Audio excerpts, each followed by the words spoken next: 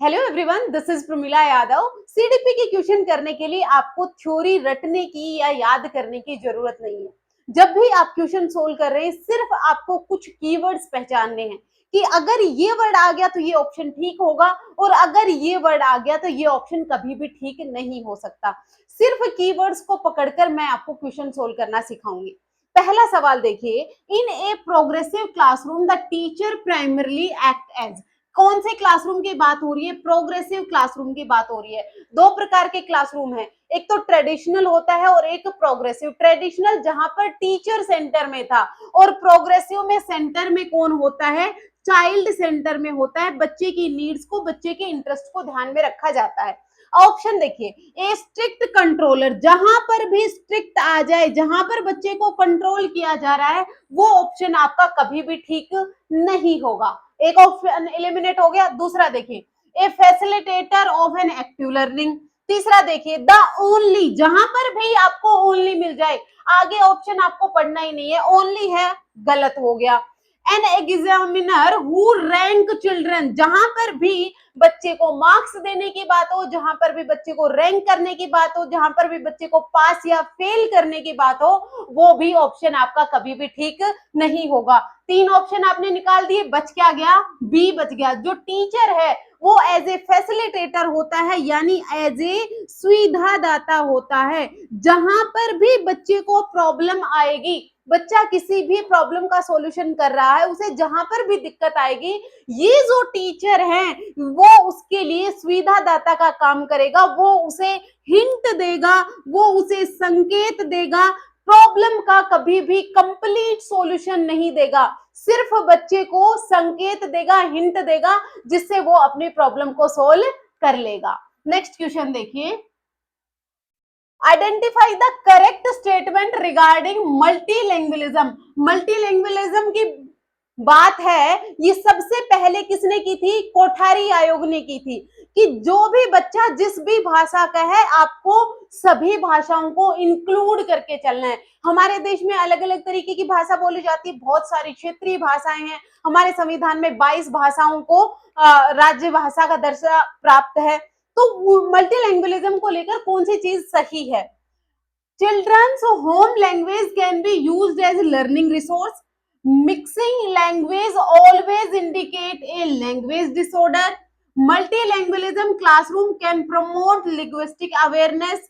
Children should be punished. क्या आ गया?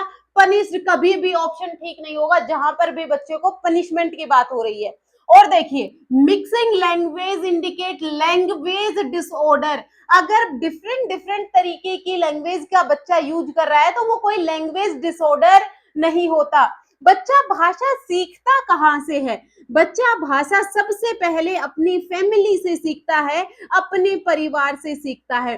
जो भी भाषा उसके परिवार में बोली जाती है, चाहे वो हिंदी हो, चाहे वो इंग्लिश हो, चाहे वो कोई भी क्षेत्रीय भाषा हो, बच्चा अपनी पहली भाषा अपने परिवार से सीखता है। भाषा कहां से सीखता है? अपने इन्वायरमेंट से सीखता है, अपने वातावरण से सीखता है।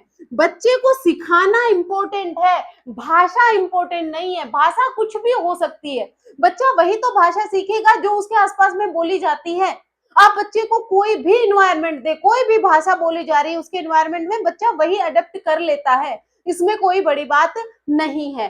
तो ऑप्शन आपका क्या क्या बच गया? Children home language can be used as learning resource. बिल्कुल सही बात है कि आप पहली से लेकर 5वीं तक की क्लास के तो बच्चों को उनकी मातृभाषा में ही सिखाएं, उनकी मदर टंग में ही सिखाएं। बच्चे की जो भी मदर टंग है उसी का इस्तेमाल करके बच्चा वहां पर सीखे। पहला ऑप्शन आपका बिल्कुल ठीक है। और तीसरा क्या है? Multilingualism classroom can promote linguistic awareness, ये भी बात बिल्कुल ठीक है। मान लीजिए एक क्लासरूम में 15 से 20 बच्चे हैं, हर एक बच्चा अलग अलग क्षेत्रीय भाषा सीखता है, बोलता है। जब बच्चा अलग अलग भाषा बोलता है तो हर बच्चे अपनी अपनी भाषा एक दूसरे से सीख रहे होते हैं। आप किसी एक ऐसे इंसान के साथ रहिए जो आप वाली भाषा नहीं बोलता, जब आप उसके साथ रहेंगे तो कुछ दिनों के बाद आप देखेंगे कि उसकी भाषा के कुछ शब्द आपकी वोकैब में आ गए हैं। ये कैसे आए? कई बार आप भाषा को कॉन्शियसली भी नहीं सीखते, अनकॉन्शियसली भी बहुत कुछ चीजें आप सीखते हैं। तो ये जो बच्चे डिफरेंट डिफरेंट लैंग्वेज यूज करेंगे, ये एज ए रिसोर्स आप यूज कर सकते हैं। तो पहला और तीसरा आपका ठीक हो गया। नेक्स्ट क्वेश्चन देखिए, a teacher ask a learner to suggest as many possible use of an empty cardboard box as they can। एक टीचर है, वो बच्चे को कहता है कि एक खाली गत्ते के जितने ज्यादा आप यूज कर सकते हो उतने यूज आप मुझे बताएं। दिस एक्टिविटी मेनली डेवलप्स, तो ये एक्टिविटी है, ये किसको डेवलप करती है? देखिए, जब भी बच्चा एक्टिव है, जब भी बच्चा एक्टिविटी कर रहा है, सक्रिय रूप से भागीदारी कर रहा है, तो वो रोट मेमोरी नहीं कर रहा। रोट मेमोराइजेशन का मतलब क्या होता है? जब बच्चा फैक्ट्स याद कर रहा होता है, जब बच्चा मेमोराइजेशन कर रहा होता है, किसी भी चीज की डेफिनेशन याद कर रहा है, फैक्ट्स याद कर रहा है, जिसमें अपना कॉग्निशन ना लगाए, बस वो चीजों को बार बार बोले जा रहा है, वो उसके दिमाग में जाकर कहीं स्टोर हो जाती है और रोट मेमोराइजेशन होती है। मैकेनिकल रीजनिंग का मतलब क्या है? यांत्रिक तर्क देना। जब आप बार बार ब्लाइंड ट्रायल और एरर करते रहते हैं, जब आप बार बार कोई भी काम कर रहे हैं, गलतियां हो रही हैं, बार बार काम कर रहे हैं, गलतियां हो रही हैं, और एक बार बाई चांस आप सही काम कर देते हैं, वो आपकी यांत्रिक प्रक्रिया होती है। कन्वर्जेंट थिंकिंग में क्या होता है? Only one solution, only one solution. जब आप किसी भी समस्या का सिर्फ एक समाधान निकालते हैं, ये क्या होता है? जब आपके सामने कोई भी समस्या दी, इसका रेडीमेड सॉल्यूशन ऑलरेडी प्रेजेंट होता है। क्या? जो रेडीमेड सॉल्यूशन है, एक मेथड आपको पहले से बताया हुआ है, उसी का यूज करके सिर्फ आप आंसर निकालते हैं, वो आपकी कन्वर्जेंट थिंकिंग होती है। लेकिन ये ऑप्शन किसका है? डाइवर्जेंट थिंकिंग का है। जब आप आउट ऑफ बॉक्स थिंकिंग करते हैं, डाइवर्जेंट थिंकिंग में क्या होता है? आउट ऑफ बॉक्स जब आप थिंकिंग करते हैं, जो तरीका रटा रटाया तरीका जो पहले से यूज किया जा रहा है, जस्ट उस तरीके का इस्तेमाल ना करके आप डिफरेंट डिफरेंट मेथड से किसी भी प्रॉब्लम का सोल्व करने की कोशिश करते हैं, तो वो आपकी डाइवर्जेंट थिंकिंग है। और डाइवर्जेंट थिंकिंग ही आपकी क्रिटिकल थिंकिंग को एनहेंस करती है, ये आपकी क्रिटिकल थिंकिंग को भी बढ़ाती है। तो ये क्या हो जाएगा? डाइवर्जेंट थिंकिंग हो जाता। अगर यहाँ पर ओनली वन सॉल्यूशन की बात की जाती, अगर यहाँ पर सिर्फ एक सॉल्यूशन की बात की जाती, तो वो क्या हो जाता? आपकी कन्वर्जेंट थिंकिंग हो जाता। नेक्स्ट क्वेश्चन देखिए, and adolescents become highly concentrated about their peer approval and personal appearance। जब भी बच्चा adolescence यानी 12 से 18 साल के बच्चे की बात कर रहे हैं, तो मैं कैसा दिख रहा हूं, आपने देखा होगा इस उम्र में जो लड़के और लड़कियां होती हैं, वो अपना बहुत ज्यादा टाइम मिरर के सामने बिताते हैं। मेरी हेयर स्टाइल कैसी है, मेरी पर्सनैलिटी कैसी है, मैं दिखने में कैसा दिख रहा हूं, मतलब सेल्फ, अपने आप के दिखाव को लेकर वो बहुत ज्यादा कॉन्शियस हो जाते हैं। तो दिस मेनली एसोसिएटेड विद, ये किससे एसोसिएटेड है? और दूसरा क्या है? पर्सनल अपीयरेंस है और पीयर अप्रूवल। यहाँ पर उनको क्या चाहिए होता है? पीयर अप्रूवल चाहिए होता है। वो कोई भी काम कर रहे हैं तो उनके दोस्त जो है, पीयर क्या होते हैं? सेम एज के उसके दोस्त, सेम एज के, यानी 12 साल का बच्चा है तो उसी की उम्र के जो उसके दोस्त हैं, उनको हम पीयर कहते हैं। तो ये पीयर का अप्रूवल इनके लिए बहुत ज्यादा इंपॉर्टेंट हो जाता है कि मेरे दोस्तों को ये चीज पसंद आएगी या नहीं आएगी। जो चीज मेरे दोस्तों को पसंद आएगी, मैं वही काम करूंगा। मेरे दोस्त कोई भी सलाह दे रहे हैं तो वही मेरे लिए सही है। ये क्या है? पीयर अप्रूवल है। तो ये क्या दिखाता है? क्या ये socio emotional change in adolescence, क्या इस यहाँ पर किसी प्रकार के चेंज की बात हो रही है? सेंसरी मोटर डेवलपमेंट तो 0 से 2 साल में होता है, इन्फेंसी में होता है, जो पियाजेट ने अपनी पहली स्टेज को कहा था। तो ये तो गलत हो गया। फिर क्या है? Loss of cognitive abilities. यहाँ कोई कॉग्निटिव एबिलिटीज का लॉस होने की बात हो रही है? नहीं हो रही है। अब्सेंस ऑफ आइडेंटिटी फॉर्मेशन, यहाँ पर बच्चे कंफ्यूज हो सकते हैं कि एब्सेंस ऑफ आइडेंटिटी फॉर्मेशन हो सकती है। नहीं नहीं, यहाँ पर इरिक एरिक्सन के अनुसार क्या होता है? बच्चा अपनी आइडेंटिटी क्राइसिस से गुजर रहा होता है, वो अपनी आइडेंटिटी बनाना चाहता है, अपने आप में एक इंडिविजुअल दिखना चाहता है कि मैं क्या हूं, मुझे आगे फ्यूचर में क्या करना है। तो ये स्टेज है, ये आइडेंटिटी फॉर्मेशन की होती है, ना कि अब्सेंस की होती है। तो यहाँ पर क्या आ जाएगा? Socio emotional change in adolescence. Socio मतलब सोशल, सोशल में कौन आ गए? उसके पीयर आ गए। और इमोशनल, यहाँ पर बच्चे में इमोशनल चेंजेस हो रहे होते हैं। इसीलिए इस स्टेज को स्ट्रेस एंड स्ट्रोम की स्टेज भी कहा है। क्या कहा है? स्ट्रेस एंड स्ट्रोम की स्टेज भी कहा है। इस उम्र में बच्चों में पेरेंटल कॉन्फ्लिक्ट बहुत ज्यादा देखने को मिलते हैं। ये अपने पेरेंट्स को अपना सबसे बड़ा दुश्मन समझने लगते हैं। इनको लगता है कि मेरे पेरेंट्स मुझे नहीं समझते, मुझे कौन समझते हैं? मेरे दोस्त समझते हैं। जो दोस्त की सलाह, जो पीयर की सलाह है, वो इनके लिए ज्यादा इंपॉर्टेंट होती है as compare to parents. Next question देखिए, असर्शन रीजन का सवाल है, a teacher should analyse learner error instead of merely marking them wrong. जो टीचर है वो बच्चे की जो भी लर्नर है उसकी जो गलतियां हैं, जो उसके मिस्टेक हैं, उनको ढंग से एनालाइज करना चाहिए, ध्यान से उनको देखना चाहिए। सिर्फ उनको मार्क नहीं कर देना कि यहाँ पर तुम्हारी गलती है और यहाँ पर तुम्हारी गलती नहीं है। देखिए, जो गलतियां हैं, जो एरर हैं, ये लर्निंग का पार्ट होती हैं, ये अधिगम का हिस्सा होती हैं। गलतियां आपको ये बताती हैं कि कौन सी एरिया में गैप रह गया, कौन सी बात बच्चे को समझ नहीं आई। आप उस चीज को बेस मानकर बच्चे को दोबारा से रेमेडियल टीचिंग करवा सकते हैं। और रीजन क्या है? एरर में reveal learner existing idea, strategies and misconception. बिल्कुल सही बात है। एरर आपको क्या बता रहे हैं कि फिलहाल बच्चे ने धारणाओं, रणनीतियों और भ्रांतियों को प्रकट कर सकती है। फिलहाल बच्चे किस तरीके की गलती कर रहा है, तो उसने कॉन्सेप्ट को कैसे समझा, कैसे स्ट्रेटेजी का उसने इस्तेमाल किया और उसके मिसकंसेप्शन क्या हैं, उनको दूर करके आप बच्चे की लर्निंग को बेहतर बना सकते हैं। बिल्कुल सही है, असर्शन भी ठीक है और रीजन भी ठीक है। असर्शन करेक्ट रीजन है, वो करेक्ट एक्सप्लेनेशन है असर्शन का। नेक्स्ट क्वेश्चन देखिए, two children of the same age participate in the classroom discussion.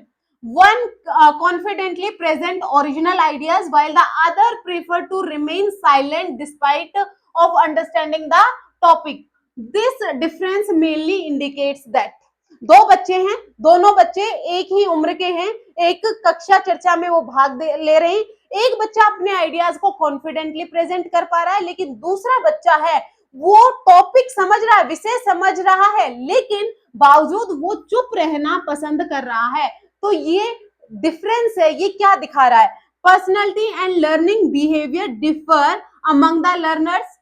Chronological age completely लिखा हो, ओनली लिखा हो, आगे ऑप्शन आपको पढ़ना ही नहीं है। Quiet learners are unable to understand the classroom concept. बिल्कुल गलत बात है।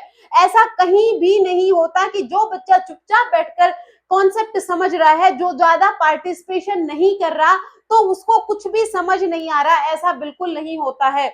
All learners should participate in exactly the same manner. हर बच्चा जब एक दूसरे से डिफरेंट होता है तो एग्जैक्टली सेम मैनर में कैसे पार्टिसिपेट कर सकता है। हर एक बच्चा एक दूसरे से डिफरेंट होता है। बच्चों में इंडिविजुअल डिफरेंसेस आपको देखने को मिलते हैं, व्यक्तिगत विभिन्नताएं आपको देखने को मिलते हैं। आप अपने आसपास जितने भी बच्चे हैं सबको एक बार देखें। हर एक बच्चा दूसरे से देखने में अलग है। हर एक बच्चा, कोई फास्ट लर्नर है, कोई स्लो लर्नर है, कोई बच्चा मैथ में अच्छा है, कोई बच्चा इंग्लिश में अच्छा है, कोई बच्चा बहुत अच्छे से बात कर लेता है, कोई बच्चा ज्यादा बात नहीं करता, यानी कोई एक्सट्रोवर्ट है, कोई इंट्रोवर्ट है। तो इसका मतलब ये थोड़ी है कि कोई बच्चा दूसरे से कमजोर है, ऐसा कहीं भी नहीं है। बच्चों में इंडिविजुअल डिफरेंसेस पाए जाते हैं और ये इंडिविजुअल डिफरेंसेस किसके कारण पाए जाते हैं?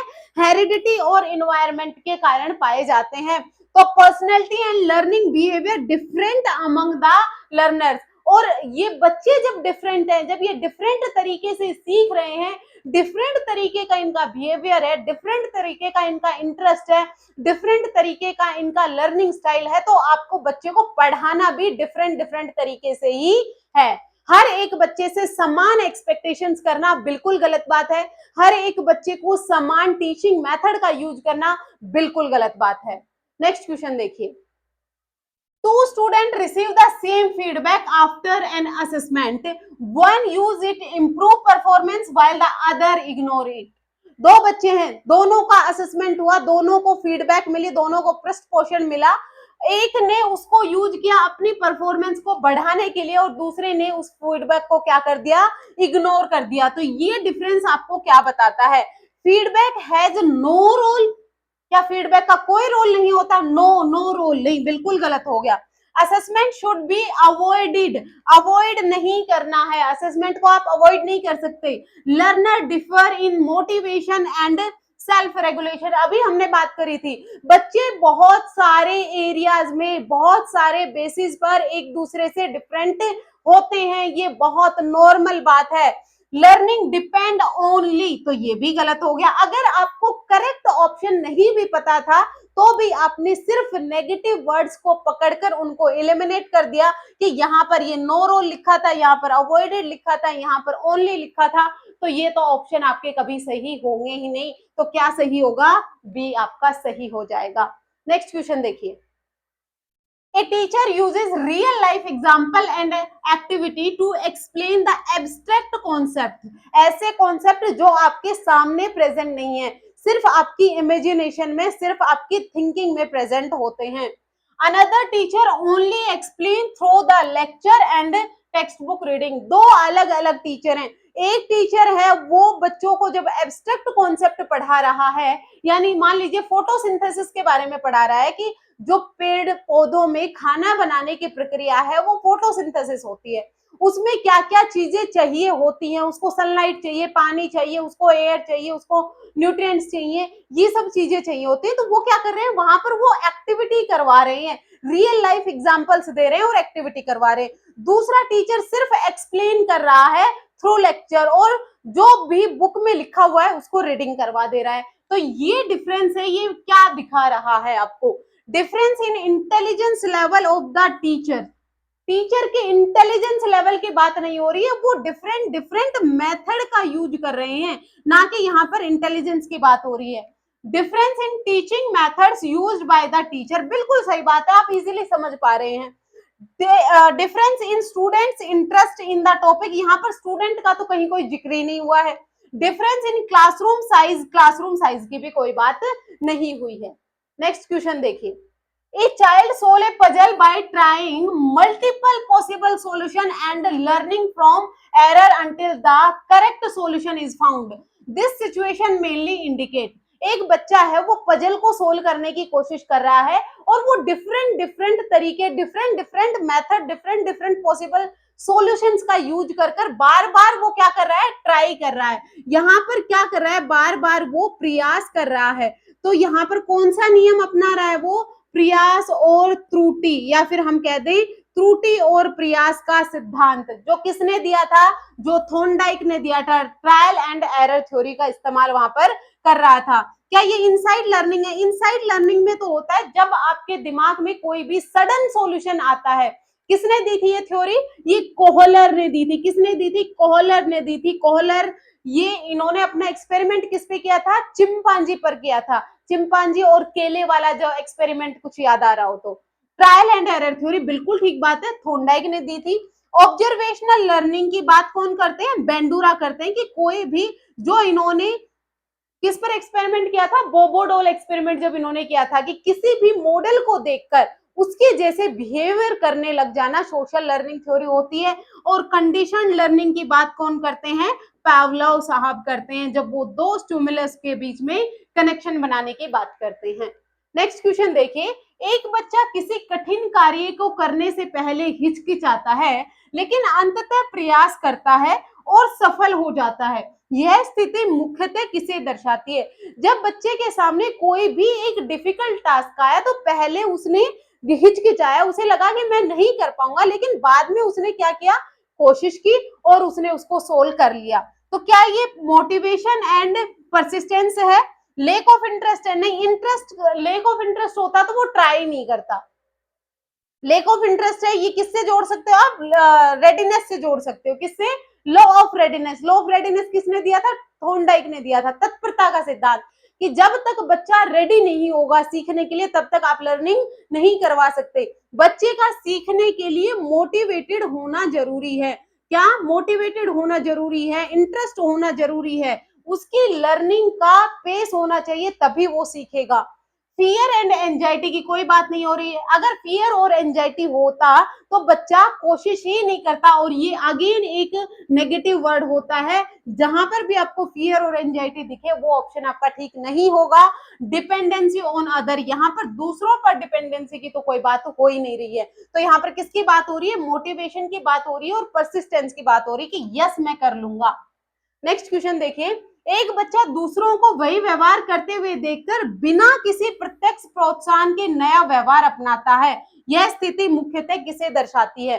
एक बच्चा क्या कर रहा है? अडॉप्ट न्यू बिहेवियर, नया व्यवहार उसने अडॉप्ट कर लिया after watching other perform the same without any direct reinforcement. उसको कोई रीइंफोर्समेंट नहीं मिला। रीइंफोर्समेंट क्या होता है? जहां पर आपकी प्रशंसा हो रही हो, आपको कोई इनाम मिल रहा हो, आपको कोई मार्क्स मिल रहे हो, ये आपके रीइंफोर्समेंट होते हैं। रीइंफोर्सर्स हैं, ये आपके बायोलॉजिकल भी होते हैं, जैसे भूख हो गई, प्यास हो गई, नींद हो गई, ये रीइंफोर्सर्स आपके बायोलॉजिकल होते हैं।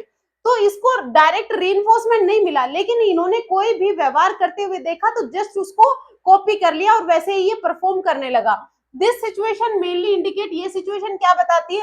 क्या ये क्लासिकल कंडीशनिंग बताती है? क्या ये ऑपरेंट कंडीशनिंग बताती है? क्या ये ऑब्जर्वेशनल लर्निंग बताती है? क्या ये ट्रायल एंड एरर लर्निंग बताती है? देखो यहाँ पर क्या किया था टीचर, बच्चे ने क्या किया था?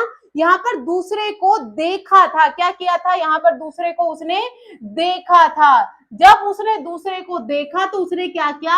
ऑब्जर्वेशन किया। अभी हमने बात की थी social learning theory.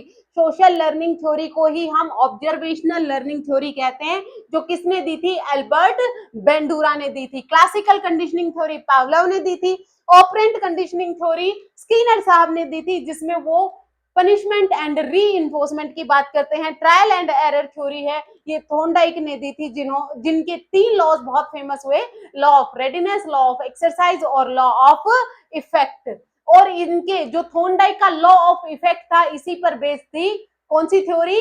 Operant conditioning theory या इंस्ट्रूमेंटल कंडीशनिंग थ्योरी, जो किसने दी थी? स्किनर साहब ने दी थी। नेक्स्ट क्वेश्चन देखिए, a teacher provide hint and scaffolding only when the child is unable to solve a problem independently। जब बच्चा स्वतंत्र रूप से किसी भी समस्या का समाधान नहीं कर पा रहा है, किसी भी प्रॉब्लम का सॉल्यूशन नहीं कर पा रहा है, तो टीचर उसे क्या दे रहा है? हिंट्स दे रहा है, स्कैफोल्डिंग दे रहा है। तो ये सिचुएशन मेनली क्या इंडिकेट करती है? Vygotsky zone of proximal development, Piaget assimilation, Thorndike law of effect, Skinner operant conditioning. देखिए, स्किनर ऑपरेंट कंडीशनिंग में तो आपको अगर पनिशमेंट देखने को मिले, क्या पनिशमेंट देखने को मिले, और अगर आपको री-इन्फोर्समेंट देखने को मिले, यहाँ पर क्या होती है? आपकी स्किनर की ऑपरेंट कंडीशनिंग होती है, जहां पर स्किनर कहते हैं कि पहले आप कोई भी ऑर्गेनिज्म है वो रिस्पॉन्स करेगा, फिर उसके बाद उसे स्टिमुलस दिखेगा, इसीलिए इसको आरएस टाइप थ्योरी कहते हैं। थॉर्नडाइक साहब बिल्कुल उल्टा कहते हैं, एसआर बॉन्ड थ्योरी की, पहले आप स्टिमुलस दिखाएं तब ऑर्गेनिज्म कोई भी एक्टिविटी करता है। पियाजेट का असिमिलेशन क्या होता है? कि जब आपके सामने न्यू इंफॉर्मेशन आती है तो उस न्यू इंफॉर्मेशन को बिना चेंज किए हुए जस्ट आप अपनी स्कीमा में ऐड कर लेते हैं, फिट कर लेते हैं, तो वहां पर आपका असिमिलेशन होता है। और अकोमोडेशन कहाँ होता है? जहां पर आप चेंज करते हैं, जहां पर आप मॉडिफाई करते हैं, जहां पर आप परिवर्तन करते हैं, जहां पर आप एडजस्ट करते हैं, वो आपका अकोमोडेशन होता है। ये किसकी बात कर रहा है? जोन ऑफ प्रॉक्सिमल डेवलपमेंट की बात। जब बच्चा स्वतंत्र रूप से जो कुछ कर सकता है, आई कैन डू, ये क्या होता है? एक्चुअल डेवलपमेंट लेवल होता है। क्या होता है? Actual development level. इसको क्या बोलेंगे? एक्चुअल डेवलपमेंट लेवल हम इसे बोलेंगे। और जब वो अगर उसकी कोई मदद कर दे तो ये जो एरिया होता है, ये क्या होता है? ZPD होता है, जोन ऑफ प्रॉक्सिमल डेवलपमेंट होता है। और ये मदद करने वाला कौन होता है? ये MKO होता है, मोर नॉलेजेबल अदर कोई भी पर्सन होता है। नेक्स्ट क्वेश्चन देखिए, during a group activity one child takes the lead, plan the steps and motivate other to complete the task successfully। this situation mainly indicate, जब कोई भी ग्रुप एक्टिविटी हो रही होती है तो एक बच्चा है वो लीडर की भूमिका निभाता है। वो आपको बताएगा कि कौन से आपको स्टेप्स लेने हैं, वो आपको मोटिवेट भी करेगा और दूसरों को भी ये टास्क कंप्लीट करने के लिए कहता है, मोटिवेट करता है। तो ये सिचुएशन क्या दर्शाती है? लीडरशिप डेवलपमेंट, पीयर प्रेशर जैसी तो कोई बात नहीं है यहाँ पर, सोशल कंफर्मिटी की भी कोई बात नहीं है, सोशल इनहेबिटेशन की भी कोई बात नहीं है। ये साफ साफ दिख रहा है लीडरशिप का डेवलपमेंट बच्चों में हो रहा है। जब आप क्लासरूम में मॉनिटर बनाते हैं तब भी लीडरशिप की भावना बच्चों में डेवलप होती है।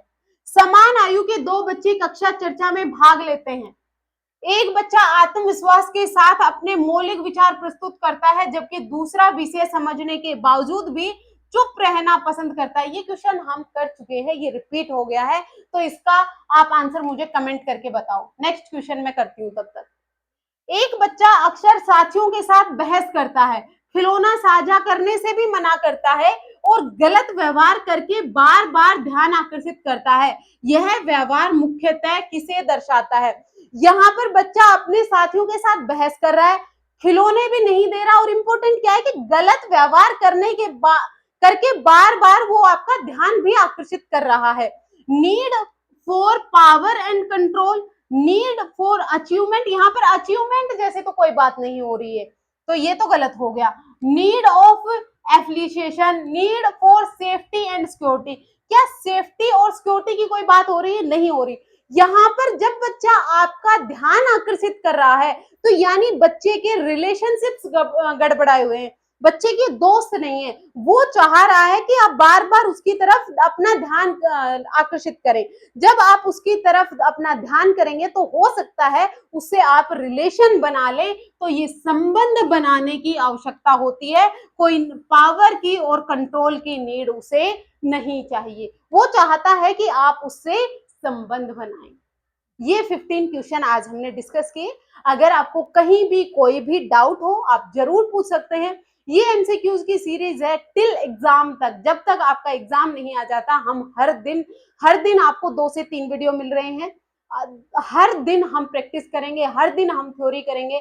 आपको कहीं भी कोई भी डाउट हो, कोई भी टॉपिक आपको डिफिकल्ट लगता हो, आप मुझे कमेंट करके बताएं, मैं वो टॉपिक आपको डेफिनेटली करवाऊंगी। आज के लिए इतना ही, मिलते हैं फिर से। Thank you very much.